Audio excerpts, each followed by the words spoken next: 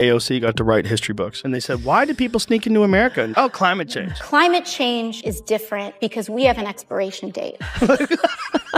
20 years from now. Climate change was so bad that people were walking from Guatemala to get plane tickets to fly to Michigan. We've got 12 years to turn it around. Yeah. 12 years. For real? Are you sure? Are you sure that happened? Maybe there's other variables? What do you think? My concern is that we are going to be the frog in the pot of boiling water. Hey guys, maybe some of the stops along the way, they only speak Chinese and they have Chinese signs. There's like a concerted effort to get people in from China. Hey, something going on? No, just climate change. We are going to debate and debate and debate and debate. And then when we actually finally pass something, it is a wimpy carbon tax and our kids are doomed. Oh, so simple. So nice to be able to just... Imagine if AOC got to write history books and they said, why do people sneak into America? Oh, climate change. Climate change is different because we have an expiration date. Said 20 years from now. Climate change was so bad that people were walking from Guatemala to get plane tickets to fly to Michigan. We've got 12 years to turn it around. 12 years? For real? Are you sure? Are you sure that happened? Maybe there's other variables. What do you think? My concern is that we are going to be the frog in the pot of boiling water. Hey guys, maybe some of the stops along the way, they only speak Chinese and they have Chinese signs. There's like a concerted effort to get people in from China. Hey, is something going on? No, just climate change. We are going to debate and debate and debate and debate, and then when we actually finally pass something, it is a wimpy carbon tax and our kids are doomed. Oh, so simple. So nice to be able to just Bill Maher and Joe Rogan just teamed up and they did not hold back. AOC caught a verbal smackdown so brutal it felt like a roast and a political intervention rolled into one. It all started when multiple outlets exposed AOC for allegedly fabricating key parts of her upbringing. That bombshell didn't go unnoticed. It hit the Maher-Rogan pipeline, and ever since they've been going off. The punches are smart, the takedowns are savage, and the mockery is nonstop. Did you hear what AOC said? You wanted to pick a fight with me below me. He's going to lose that. It's amazing. Maybe don't send our country into war 'cause you're in some type of mood. It is straight out of South Park. Gosh, it's straight out of South Park. Congress was supposed to have a classified briefing today and they can let it last minute. Like what? Yeah, I know. It's giving scrambling. It's giving disorganized. It's giving they are having problems behind the scenes. Do you know something I don't know? Please understand that this is Trump's war. This is a Republican war. Don't let them what are you saying? Now here's where it gets juicy. Joe Rogan, he used to be one of AOC's unexpected fans. Back in the day, he praised her fiery speeches and even called her brave for stepping into Congress at such a young age. That's right. Rogan once viewed her as a bold new force in politics, a rare standout among a sea of DC phonies. But oh, how the tables have turned. These days, Rogan doesn't even pretend to take her seriously. His tone has shifted from admiration to straight-up mockery, like he's watching a bad actor forget their lines on a live stage. No more flattery, no more benefit of the doubt. Just cold, hilarious disbelief every time she opens her mouth. He's even worse, more clinical, more surgical. Together, they're treating AOC less like a lawmaker and more like a meme that won't stop reposting itself. And we're just getting started. Back when AOC first hit the scene, Joe Rogan was practically singing her praises. He called her a fresh voice with real potential. And millions of folks agreed. She had that spotlight glow, young, fiery, camera-ready with just enough rebellious flair to stand out in a sea of scripted politicians. But that illusion, it didn't last long. Once the image started cracking, once people looked past the filters and flashy slogans, everything changed. Her lines began to sound rehearsed. Her speeches more like audition tapes. And Rogan caught on fast. That admiration flipped into full-blown ridicule. Did you see the video of when she found out she won? It's amazing. Play it. I'm going to grab her. She's right here. I can't let her. It's like one of the realest moments. And look, people are angry. 20-year-olds. What does she know? What she doesn't know, she'll learn. Maybe she knows a lot. I like the fact she wasn't supposed to win. I like the fact that the guy who was an incumbent was a 10-term incumbent and that he spent 10-to-1 verse on her. How much money she spent 10-to-1 in grassroots elected man. And that can happen, dude. She's a kid. Yeah, and she's pretty. She's a pretty young 28-year-old. Now, instead of praising her passion, he's tearing apart her logic and doing it with a grin. He doesn't see a fearless leader anymore. He sees a political influencer, someone dressed in activism but spinning sound bites like TikToks. And Joe's been ruthless.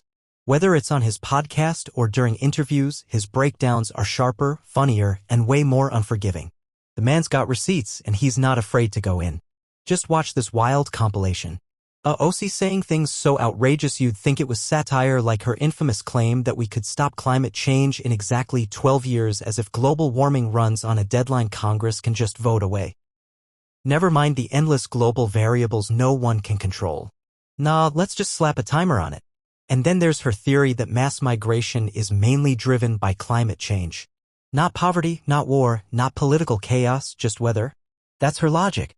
Now, sure, back in 2018, folks gave her some slack. She was new, wide-eyed, trying to find her voice. But 5 years and still talking like this. At this point, it's not inexperience. It's stubborn ignorance. And people are done pretending it's deep. Imagine if AOC got to write history books and they said, why do people sneak into America? Oh, climate change. Climate change is different because we have an expiration date. 20 years from now, climate change was so bad that people were walking from Guatemala to get plane tickets to fly to Michigan. We've got 12 years to turn it around. 12 years? For real? Are you sure? Are you sure that happened? Maybe there's other variables. What do you think? My concern is that we are going to be the frog in the pot of boiling water. Hey guys, maybe some of the stops along the way, they only speak Chinese and they have Chinese signs. There's like a concerted effort to get people in from China. Hey, something going on? No, just climate change. We are going to debate and debate and debate and debate, and then when we actually finally pass something, it is a wimpy carbon tax and our kids are dunes. Oh, so simple. So nice to be able to just at this point, it's not idealism. It's straight up ignorance. There's no excuse for someone in Congress 5 years deep to still be tossing around shallow takes on complex global problems like it's open mic night. It shows a wild refusal to evolve, to dig deeper, or even ask the basic question, does this actually make sense? But instead of slowing down and reflecting, AOC ramps up the drama. She leans into emotion, hoping tears and theatrics can distract from the lack of logic. But it just doesn't hit anymore. Now, if you sat through the full interview, and I did, you'd catch the moment AOC proudly declared herself an expert on the topic at hand. She said it with full confidence. But the second those real pressure-filled questions started flying, she folded faster than a cheap beach chair. That's the AOC pattern.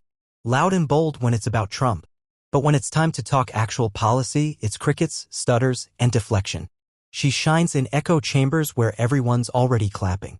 But get her out of that comfort zone, she starts spiraling. The bold claims disappear. The expertise she bragged about turns into blurry generalities and awkward pivots. It's a rinse and repeat routine. High energy, low depth. One of my favorite interviews was when AOC was talking to that lady and she asked her to expand that Israel-Palestine. Oh my God. You used the term the occupation of Palestine. What did you mean by that? I think what I meant is like the settlements that are increasing in some of these areas and in places where Palestinians are experiencing a difficulty in access to their housing and homes. She just collapsed into herself. It's literally like a fifth grader that didn't study. Yes. And then they ask you about the subject or you didn't read the book and then, it's about Billy and his dog and really good relationship these dogs. But the crazy thing, you think you can expound on that? Yeah. I think I'd also I am not the expert on geopolitics on this issue. What you're looking at is performance politics in its purest form. Big hand gestures, dramatic tones, emotional appeals, all smoke, no fire. And when the media refuses to press her with hard questions, it lets that performance slide by unchecked. So what are we left with? A politician who sounds impressive in short clips, but melts the moment real pressure hits. That's exactly why Bill Maher jumped into the conversation. He's been watching, too, and he's not impressed.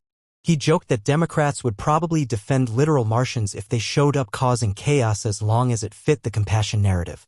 And honestly, that exaggeration doesn't even feel like a stretch anymore. The border's wide open. The consequences are hitting real communities and folks like AOC still act like it's offensive to even talk about it. Fentanyl's tearing through our streets. Prostitution rings are spreading like wildfire. Drug and human trafficking are exploding. Communities are hurting. Families are breaking apart and cops are drowning under the weight of it all. But who's standing at the front lines defending the chaos? The Democrats.